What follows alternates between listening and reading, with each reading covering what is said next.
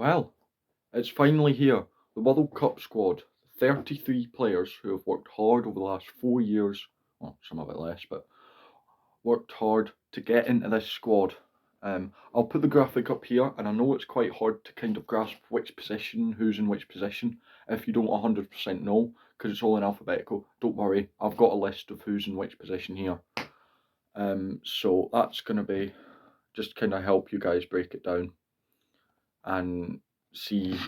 Now, looking at the squad, it's very settled. That's what I will say. It's heavily, there's not really any curveball players in. A couple of players missing out who you think, do they really deserve to be missed out? But at the minute, I think this is about right.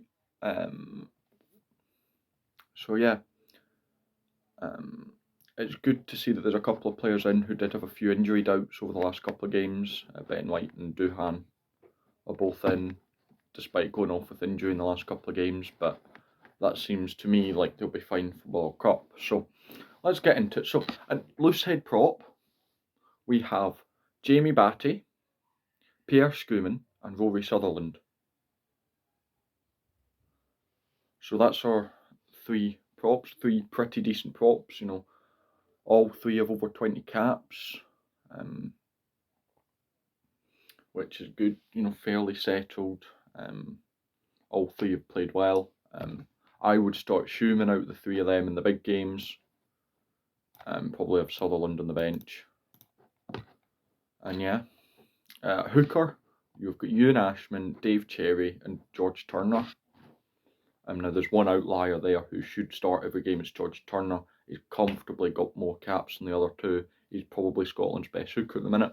And then the other two can toss up who's on the bench. I wouldn't mind either being on the bench. I think both bring good stuff to the game. Caps wise, it's not quite as strong. Turner's on 36, whereas Cherry and Ashman are on 8 and 9. So, but I feel like even though they're on 8 and 9 caps, they don't play like they're still particularly low capped, and they fit right into the team. So I've got no worries there.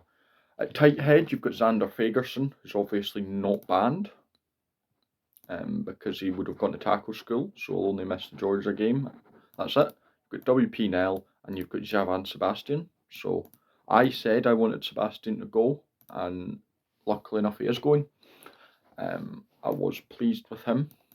Xander, I know I'm not a fan of his discipline, but thinking about it a bit more, I think he is Scotland's best prop. His ball carrying's good, his scrummaging's decent, and everyone gives him slack for his discipline, but he's only ever given away 2 red cards at international level in about 60 caps, which isn't that bad. It's still low risk. It's not like Owen Farrell or anything. A second row, we've got Scott Cummings, Grant Gilchrist, Richie Gray, and Sam Skinner. So 4 very settled players there. Out of the 2 of them, I would start Gilchrist and Richie Gray. Now, obviously, Johnny Gray would be in here, but it was known since like May that he will miss the World Cup, which is a big blow, but I think that the 4 of them are still completely good enough to cover it. No problems whatsoever there. Back row, we've got Luke Crosby, Rory Dorge, Jack Dempsey, Matt Fagerson, Jamie Ritchie, who's captain on the side, and Hamish Watson. So, yeah, I thought Bayliss might go in over Crosby, if I was going to be honest. But I do still like Crosby. I think he was really good in the Six Nations when he played. Yeah, I think Dorge has come up well. It'll be interesting to see who takes the 7 between Dorge and Mish.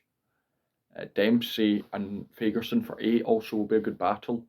I wasn't the biggest fan of Dempsey, but the last few weeks, I've really enjoyed his straight up crash ball carrying.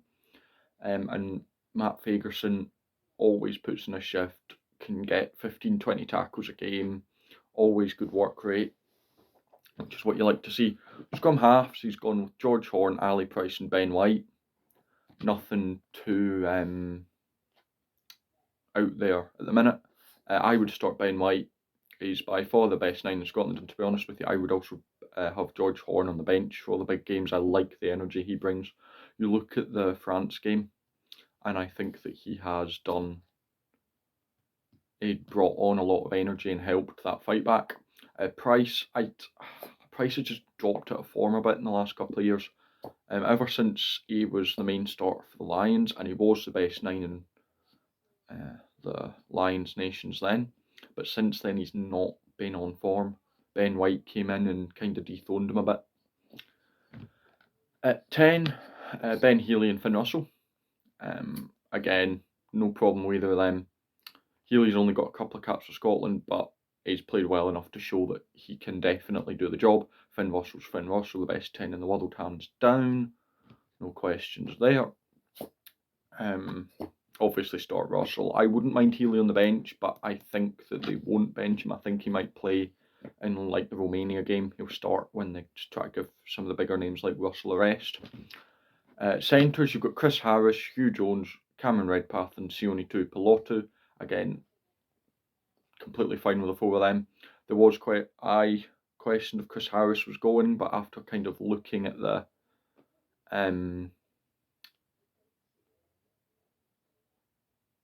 squad, I can't think of words.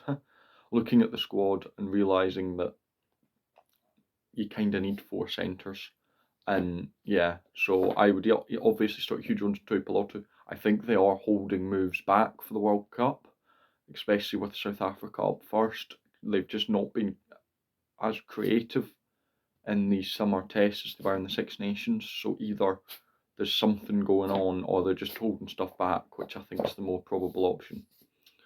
Back 3, Darcy Graham, Blair Kinghorn, Ollie Smith, Kyle Steyn and Duhan van der Merwe. Completely expected. Darcy Graham, best winger in the world at the minute. Duhan van der Merwe probably up there as well. Kinghorn probably has put his name on that 15 jersey now. He's not been bad at all. I think as long as he doesn't try and do the fancy stuff, I think we'll be fine. I think sometimes Kinghorn's fancy stuff doesn't play off quite well. He's got the skill to do it, don't get me wrong, but he's not quite got the brain, which is unlike, someone like Finn Russell who has the skill and the brain, especially recently. Finn Russell knows exactly what to pull and when out of his box of tricks. Even though no one else has any clue what he's doing, he does. And obviously the rest of the team probably have a fair idea. But Kinghorn tries it and usually doesn't pull the right play at the same time. I mean, if it works perfectly, but it's not a risk. This is not one for taking risks. I still believe that if Scotland just played to their strengths, they will probably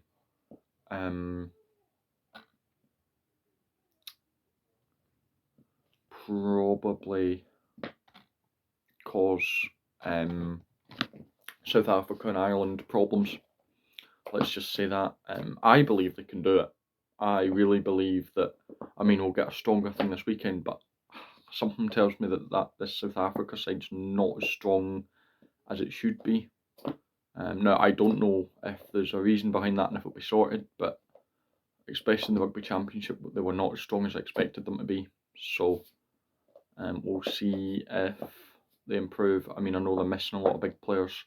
I will do previews on the games coming up at the weekend, but some of the players are back. Khaleesi's huge player back for them. But yeah, that's the 33 going. I'm completely happy with the squad.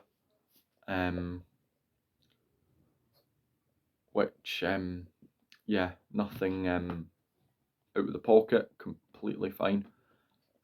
But yeah, I think the Scotland team could go far if they play well.